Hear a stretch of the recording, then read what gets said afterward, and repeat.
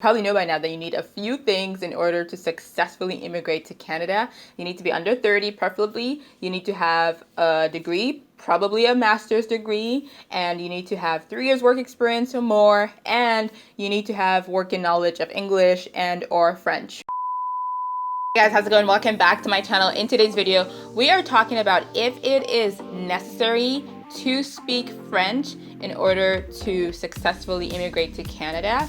If you're watching this video and maybe you don't have enough CRS points, and maybe you're thinking you can maybe bump up your score a little bit with some French speaking skills, if that's you came to the right place. Don't forget to like this video, subscribe to my channel, and comment below. Thanks for doing that, and let's get started.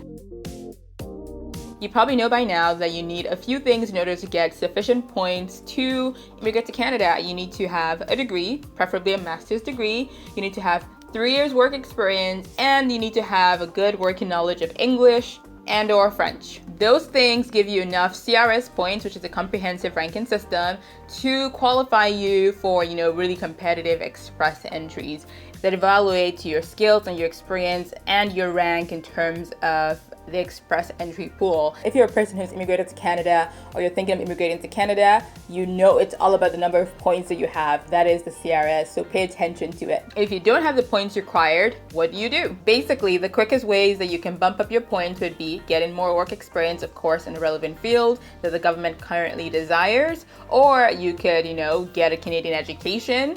That would help you as well. Or maybe you need to learn a second language, preferably French, because French is Canada's official language as well. I've made a few videos about how to get a job in Canada, even if you don't live in Canada. And like I've said a few times, it is a very difficult process. You're looking at, thousands of applications that could take you a long time. So I guess the question is it easier and is time better spent learning a second language?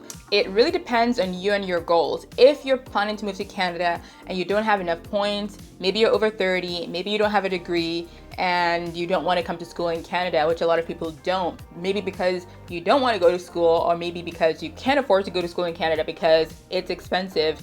In that case, you're better off learning French because it will be cheaper than going to school in Canada, and it may be faster in many cases than even getting a job from overseas in Canada. Best case scenario, it will bump up your CRS points by 50, which is, pretty good in my opinion. Other than the fact that it will bump up your points a little bit and get you into the express entry pool and hopefully get permanent residence, you're also just making your life easier as an employee in Canada. Like we have 2 official languages, and people who speak French in Canada do have an advantage in many industries. If you want to work in government, for instance, having French does improve your chances of getting hired. People who speak 2 languages are more desirable, all things considered, than a person who only speaks 1 language.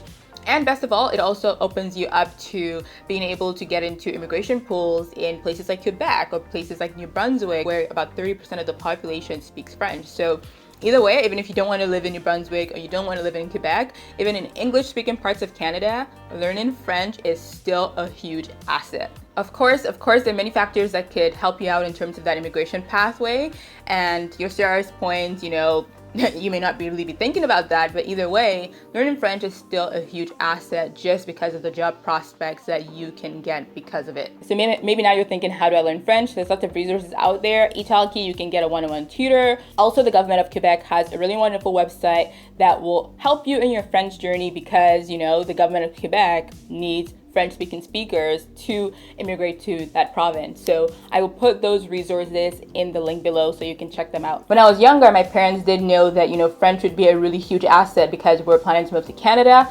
Unfortunately, I was a terrible student. I did not like my French lessons. I did not like my French tutor, so I never really learned. However, I think there's lots of really awesome resources out there. There's a book out there called Fluent Forever. I actually have it right there, and it's by this person called Gabriel Weiner. He is a person who speaks multiple languages. Is that called a polyglot?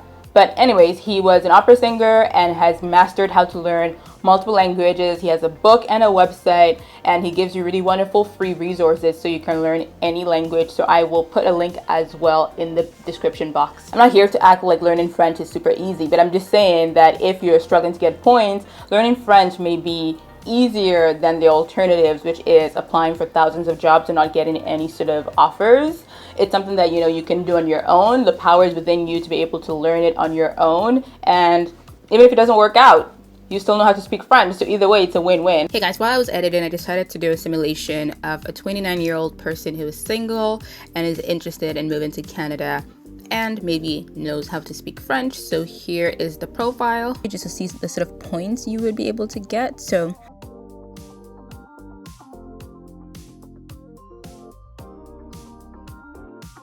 then I put in a score that was sort of in the midpoint of the scores that were suggested. And again, this is just a simulation. This is not really my life or anything like that, but I figured not everybody who's applying to Canada is exceptional at English, and just being able to get a good enough score is what I've put there. And so these are scores for speaking, listening, reading, and writing.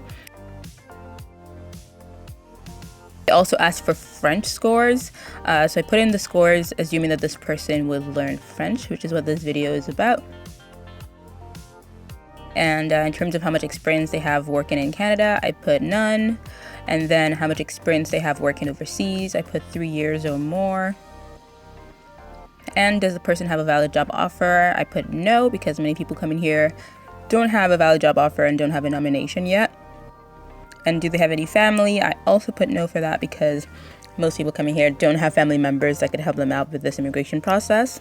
So as you can see here, these are the points I was able to get for a 29-year-old single person with 3 years of experience who decided that they wanted to learn French. As you can see here, there were additional points. There was 0 points as for a job offer, 0 points for studying in Canada, 0 points for sibling in Canada, but 50 additional points, yes, 50 additional points just being able to learn French. So yes, there were 50 additional points just by being able to learn French, which is not bad at all. I hope this was helpful. Thank you so much for watching this video. Good luck in your immigration journey, and I'll talk to you soon. Bye.